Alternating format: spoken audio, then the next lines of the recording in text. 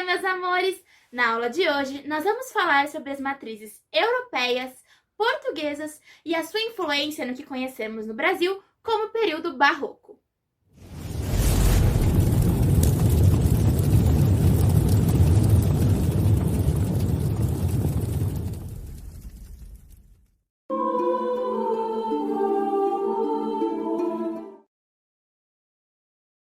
Durante a Idade Média, mais especificamente entre os séculos 5 e 15, a arte europeia foi fortemente influenciada pela Igreja Católica. Ela definia os valores sociais, culturais, políticos, econômicos e principalmente religiosos do período. Mas, para falarmos com mais propriedade da arte europeia, precisamos estar caracterizados como tal. Só um minutinho. Bom, agora sim. Pensando nas matrizes europeias, as mulheres que viviam no século XV andavam extremamente elegantes. Aonde já se viu ver uma mulher na rua sem um belo lenço de pescoço, sem o seu chapéu devidamente bem posicionado e um vestido longuíssimo até o pé com seus corpetes, espartilhos, era a coisa mais linda que se tinha na época. Agora, trazendo essa arte para o Brasil, nós chegamos com ela aqui quando os portugueses chegaram ao Brasil. Lembra quando Cabral dizia, olha as índias! Mas as índias já estavam aqui? Então, chegamos exatamente neste período. Então, a ocupação e exploração do território brasileiro pelos europeus trouxeram na sua influência cultural e principalmente técnica e artística. Foi aí que em 1534 foi fundada a primeira Ordem dos Jesuítas, também conhecida como Companhia de Jesus. Uma nova organização religiosa, católica, lembrando sempre, tinha como missão ensinar, catequizar, transmitir os seus conhecimentos para os povos com quem eles tivessem contato. Então, aqui no Brasil, não se esqueça, os jesuítas tiveram como principal objetivo produzir, ensinar, catequizar os índios. Com os jesuítas veio a arte barroca. Esta arte era repleta de ornamentos, curvas, movimentos dramáticos. A arte refletia isso, refletia o drama social e cotidiano das pessoas. Porém, a parte mais triste nisso tudo é que para construir todos os templos jesuítas do período foi utilizada a mão de obra indígena, que sofreram muito para erguer e construir cada pedacinho dos templos que foram criados na época. Mas os índios também tinham as suas próprias técnicas e formas de manusear os materiais que existiam aqui no Brasil. Então, com o passar do tempo, a mão de obra utilizada para construir esses templos, estruturas e arquiteturas da época, infelizmente, era a mão de obra indígena. Com isso, nós observamos que foi uma construção muito dolorosa, porque os portugueses queriam transmitir os seus conhecimentos, obrigar os índios a trabalhar da forma como eles achavam corretas e, ainda assim, construir grandes templos com proteção, com estrutura para privilegiar a Igreja Católica. Porém, esses índios já tinham a sua própria cultura, já tinham as suas próprias técnicas, as suas próprias maneiras de pintar, de construir, de agir no cotidiano.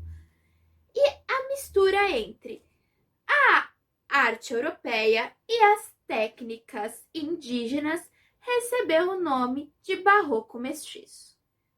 Essas arquiteturas do período possuíam algumas características peculiares, mas que perpetuam até os dias de hoje, como, por exemplo, o arco e a abóbada, estruturas muito usadas e que muitas vezes nem sabemos de onde saiu.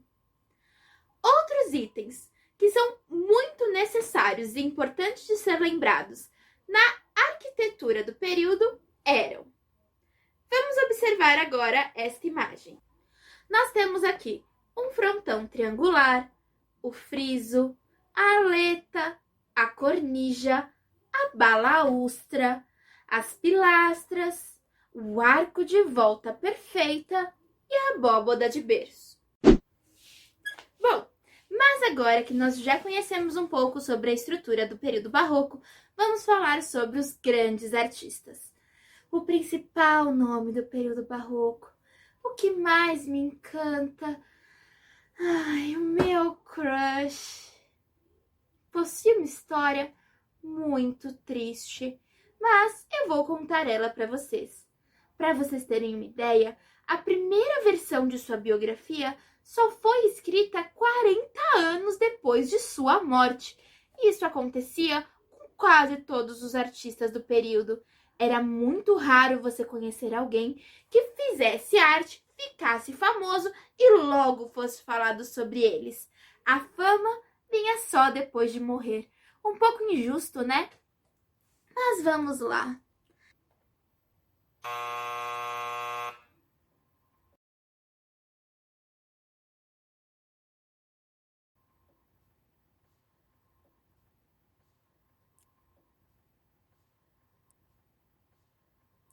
O seu nome era Antônio Francisco Lisboa. Esse era o seu nome de batismo. E ele nasceu entre 1730 e 1738. Não se sabe ao certo, mas desde então a sua história possui várias versões. Vamos à que mais me interessa. Filho do mestre de obras e carpinteiro português Manuel Francisco Lisboa e de sua escrava Isabel, Antônio Francisco cresceu em meio ao ofício da carpintaria e do entalhe. Seus tios também trabalhavam com isso.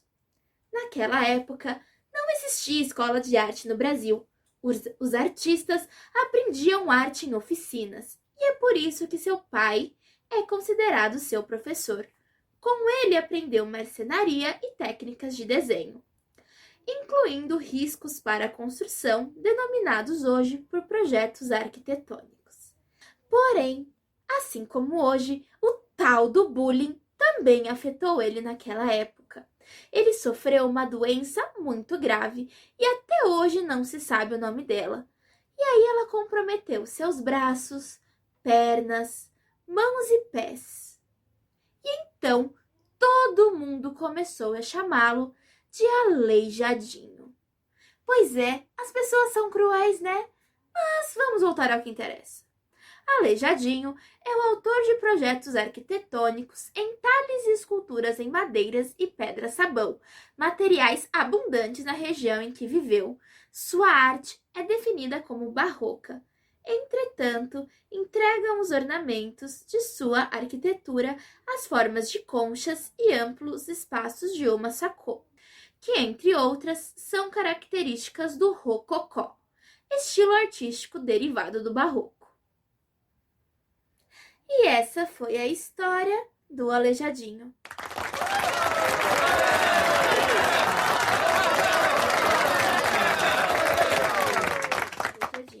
E aí, meus amores, vocês sabem qual é a parte mais interessante da história dele? Aonde vocês acham que o Aleijadinho nasceu? Ideias, sugestões, opiniões? Já sei, vocês vão falar pra mim, professora, Portugal.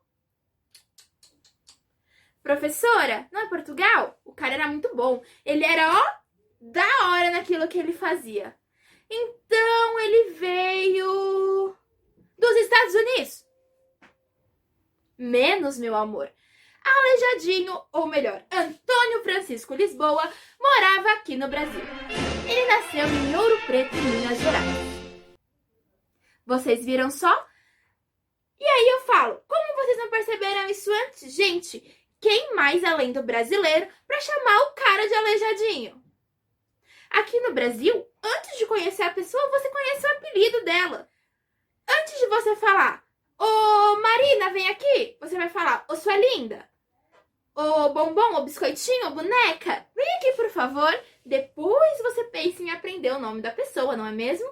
Bom, agora que nós já sabemos sobre a vida do Aleijadinho, vamos falar sobre as suas principais obras. Mas eu já adianto que eu vou ler aqui no meu livrinho maravilhoso o nome dessas obras, porque eu até tentei decorar, mas não deu. Vocês vão entender porque não deu. Vamos lá.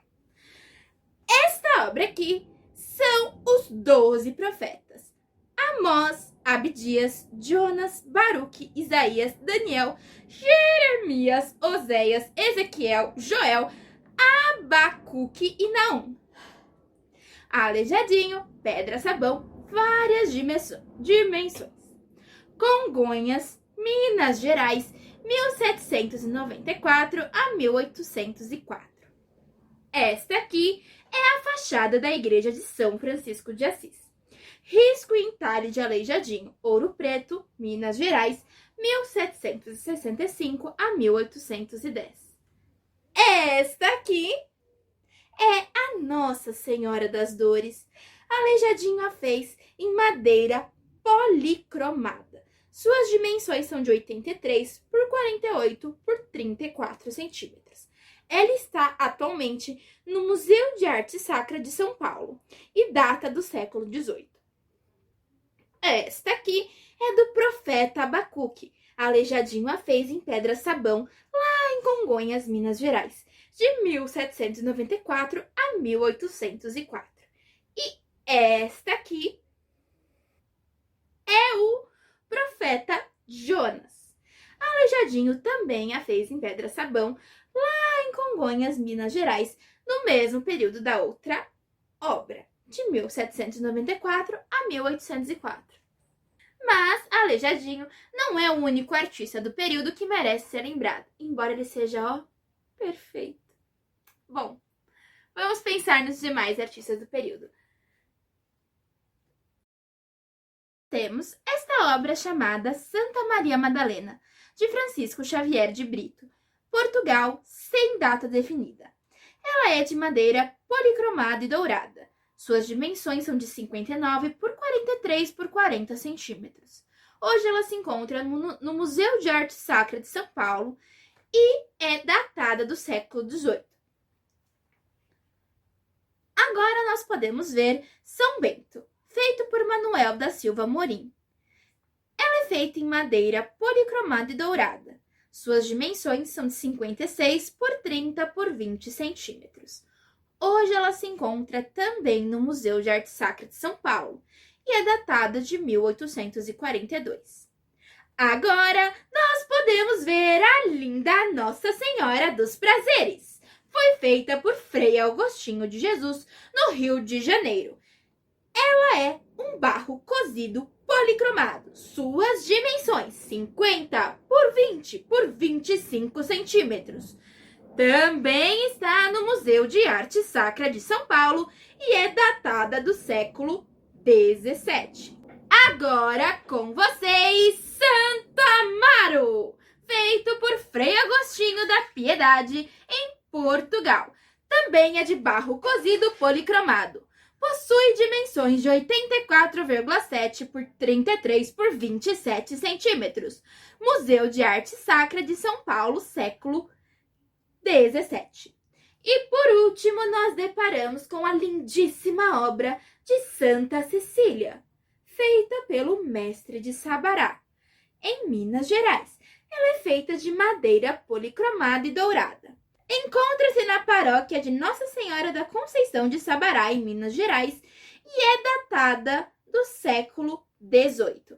Agora, meus amores, vamos olhar. Temos aqui 5 belas obras e qual você acha que é a mais bonita, mais bem trabalhada? Eu aposto que todas são lindas. Mas vocês não imaginam que dentre essas imagens maravilhosas surgiu uma expressão popular que se usa até hoje. Vocês sabem qual é? Não? Então primeiro eu vou explicar o porquê e depois vou dar o nomezinho dessas imagens gatas para vocês. A expressão é a seguinte: você acha que os artistas iam perder muito tempo produzindo toda a peça cheinha, pesada, de material muito trabalhoso para produzir?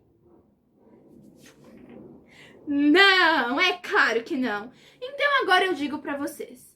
Elas eram estruturas maravilhosas por fora, mas ocas por dentro, que deu origem à expressão Santo do Pau Oco, que todos nós ouvimos muito falar hoje em dia.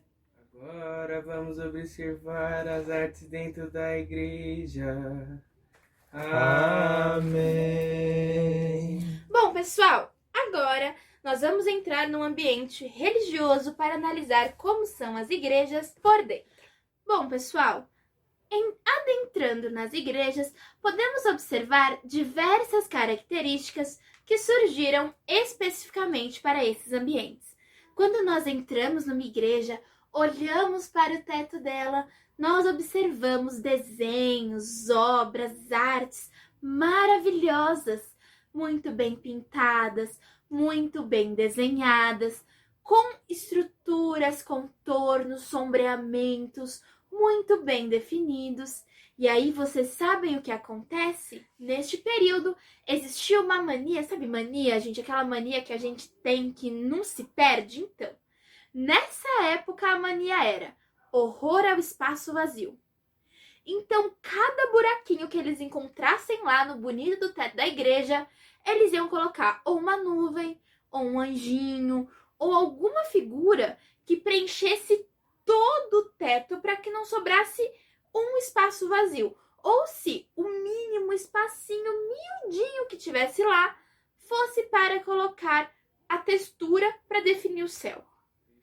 Outra característica que nós podemos observar muito fortemente é a presença de pinturas e desenhos narrativos. Cada desenho, cada estrutura tem uma história ou conta uma história. E aí, pessoal, nós podemos observar que esses ambientes não eram frequentados por qualquer tipo de pessoa. É claro, existe o ser humano qualquer que vai e frequenta a igreja para poder adquirir um conhecimento da fé cristã. Mas as pessoas que estão lá cotidianamente são os padres, são os monges, são os bispos, os frades, além, é claro, dos jesuítas. Bom. Pensando nessas figuras importantíssimas que estavam no interior da igreja, elas eram totalmente entalhadas em madeira e ricamente ornamentadas. Só que toda aquela decoração dourada na igreja, você acha mesmo que o bonito ia pegar uma latinha de spray, ó, lá nas madeiras da igreja? Coisa nenhuma, né? Para figuras tão ilustres que frequentavam o espaço, todos os detalhes dourados eram feitos com ouro. Exatamente! Vocês não ouviram errado. Ouro! Pois é. Queria eu que a minha casa fosse feita com ouro. Mas não, era só no interior das igrejas mesmo. Mas que agressividade é essa, produção? Meu Deus, gente, calma. Bom, ai, ó, bagunçou tudo. Essa imagem gatíssima aqui, diferente de mim agora, é a imagem do convento e da igreja de São Francisco, em Salvador. Ela possui arcos e painéis. Pronto, me recompus. Vamos começar de novo. Este convento... E aí vocês fingem que não viram nada, pelo amor de Deus. Este convento é o da igreja de São Francisco, hein?